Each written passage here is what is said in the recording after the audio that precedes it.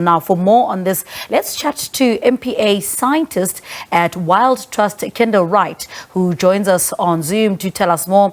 Kendyl, good morning. Welcome to Morning Live. I mean, for somebody who may not know, before we get into the good news, just speak to us about what the South African Marine Protected Area Network is all about.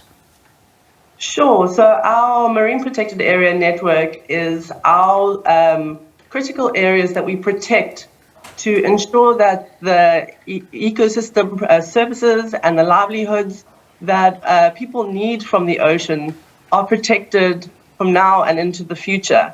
So it really is our bank account where we are protecting these critical habitats from all the different types of impacts that we normally see in the ocean. So they really are critical for protecting habitats and species. Now, take us back to 2019 when the country celebrated, the expansion to 41 MPA encompassing 5.4% of its mainland waters. Sure. So it was a surprise and not a surprise for us because it is something that the scientists in South Africa have been working extremely hard on to provide the information to really approve these areas that we need to protect. So this was part of the KISA process. It started in 2014 and went all the way through to 2016 when we provided evidence of these areas that need protection. And then obviously there was a period where we waited and it has to go through different stages of stakeholder engagement and then through to the minister. And then in 2019 we were extremely surprised that all of a sudden the time was right and we had this fire moment where these areas were finally gazetted, and now we moved from 0.4% of our EEZ, which is very, very small, to 5.4%, which was a significant leap for us. Now you're set to celebrate again soon with a shift of MPA footprint to 10%. Tell us more about that. So we are very hopeful that this is the government strategy.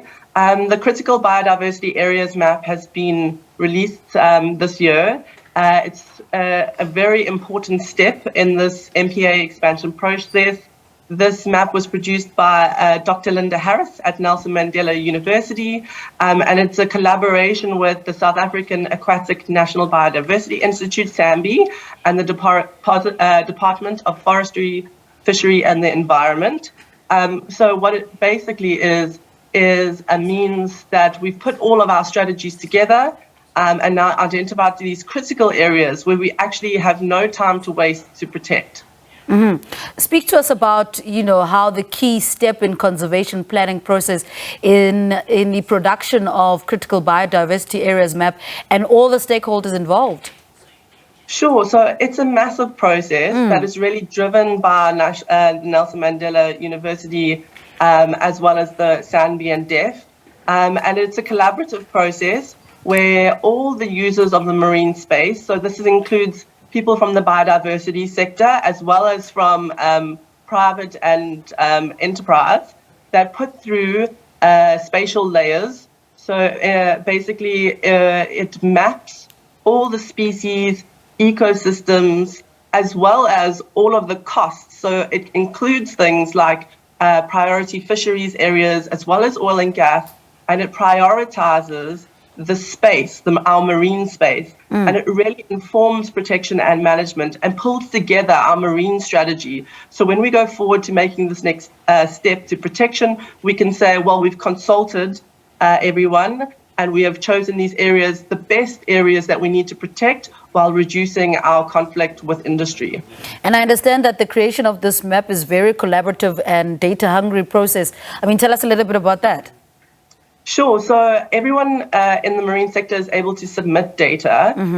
From the wild ocean side, we have submitted large amounts of critical sharks and rays data. As we know, these species are pivotal key species in our ocean for protecting ocean health. And we, as a collaborative with many, many other people, have collated all the sharks and rays data that is available. And that then goes through into this mapping process.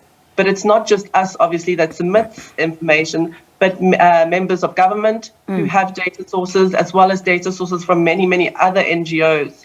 It's lovely to see so many sectors and such a diverse range of people, all the way from government through to NGO, through to private, all providing input into this map. Yeah, and let's talk about how the CBA map is one of the most effective ways to protect our biodiversity. Sure. So like I was saying earlier, because the CBA map takes information not only of species and habitats, so for example, what's there, but also takes into consideration industry. So where are priority fishing areas, where are key areas for our transport network and hubs, oil and gas infrastructure, because it takes both sides of the story. It allows us to choose the areas. The actual algorithm allows us to choose those areas that are critical for protection, but with the lowest impact on industry, allowing our blue economy to really flourish in our MPA space while protecting these critical habitats. Yeah.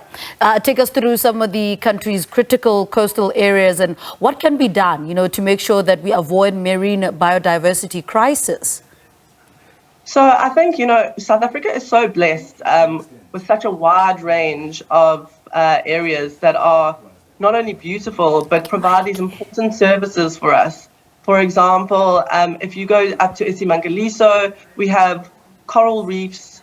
Believe it or not, we actually have a kelp forest up there as well, which has been documented, which we all think is a West Coast kind of habitat.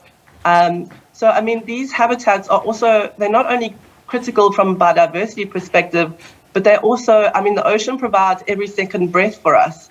So while we always think we need to save trees to live, the algae in the ocean is also what is protecting the oxygen that we breathe. So, when you look at the ocean, it's critical that we ensure that it stays healthy to protect not only the animals that live there, but the communities and the people that really rely on those species. All right. Kendyl, thank you so much for talking to us. Good luck with the project, the WILDTRUST MPA Scientist, Kendyl Wright. And we've been, chatting about how the country will soon celebrate a shift of our MPA footprint to about 10%.